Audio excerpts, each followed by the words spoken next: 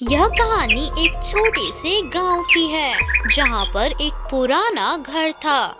इस घर में एक रहस्यमय छतरी थी जिसे कोई भी गांव वाला छूने की हिम्मत नहीं करते थे। गांव में लोग कहते थे कि वह छतरी भूतिया है और जिसने भी उसे छुआ वह कभी वापस नहीं आया है। लोग यह भी मानते थे कि घर में कोई आत्मा या भूत प्रेत बसा हुआ है जो अनजान लोगों को अपनी ओर आवाज देकर बुलाती है। छतरी ले लो, नई नई छतरी ले लो, आ जाओ आ जाओ।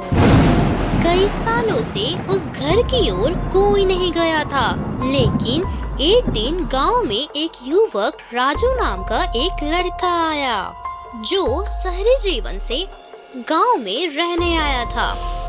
उसने अपने दोस्त राहुल से उस घर के बारे में सुना और बोला, मैं खुद जाकर वहां पता लगाऊंगा उस घर में आखिर क्या है।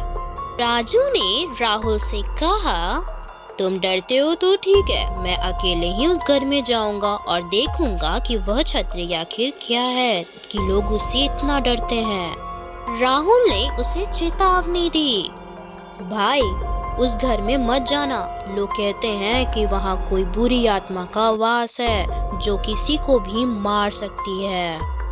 लेकिन राजू ने उसकी बातों को नजरअंदाज कर दिया और बोला, मैं वहाँ जाकर रहूंगा। अगले दिन भूतिया घर की ओर चल पड़ा। घर एक पहाड़ी के ऊपर स्थित था और उसकी दीवारें काफी पुरानी और टूटी फूटी थी।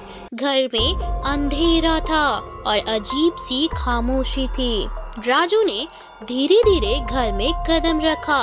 अंदर जाने पर उसे कहीं से पुरानी आवाजें आई, जैसे कोई धीरे धीरे अपने कदम बढ़ा रहा हो। फिर वह एक बड़े हॉल में पहुंचा जहां पर एक पुराना धूल से ढका हुआ छतरी रखा था। यह वही छतरी थी जिसके बारे में गांव वाले लोग बातें करते थे। राजू ने सोचा, यह सिर्फ एक पुरानी छतरी ही तो है, इसमें डरने वाली क्या बात है भाई, पता नहीं लोग इतना क्यों डरते हैं इस छतरी से। उसने छतरी को उठाने की कोशिश की। जैसे ही उसने छतरी को छुआ तभी उसे एक आवाज सुनाई दी, तुमने मुझे क्यों जगाया है, अब तुम कभी वापस नहीं जा सकोगे।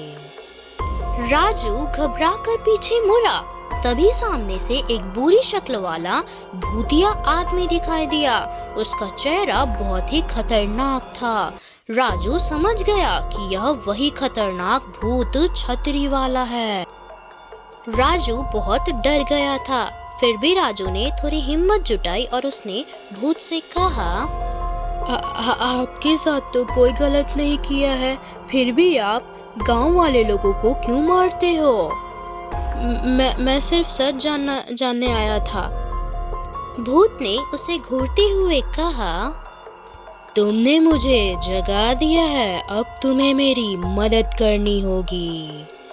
राजू ने उसे बोला कि मैं आपकी मदद कैसे कर सकता हूँ? अगर आप मुझे जाने देंगे तो शायद मैं आपकी मदद जरूर करूँगा। भूत कुछ समय तक चुप रहा और फिर उसने राजू को एक शर्त दी। वह शर्त यह थी कि अगर राजू अगले दिन सूर्योदय से पहले घर के बाहर जाकर छतरी को वापस रखे तो भूत उसे छोड़ देगा। यदि वह ऐसा नहीं करता है तो वह उसे हमेशा के लिए अपने साथ घर में बंदी बना लेगा। तभी राजू ने भूत की बात मानी और घर से बाहर जाने का रास्ता ढूंढने लगा। घर की दीवारों में जकड़े जाने के बाद उसने देखा कि एक छोटी सी खिड़की खुली हुई थी और वह खिड़की के रास्ते से जल्दी से बाहर निकला। बाहर निकलते ही उसने पूरी ताकत से दौड़ना शुरू किया और घर की ओर वापस लौटा। जैसे ही सूर्योदय हुआ राजू ने छतरी को वापस वहीं रख दिया और अचानक घर में एक हलचल मच गई। वह भूत गायब हो गया। राजू गांव वापस लौट आया और उसने सबको बताया कि घर में जो भूतिया आत्मा था उसे अब मुक्ति मिल चुकी है।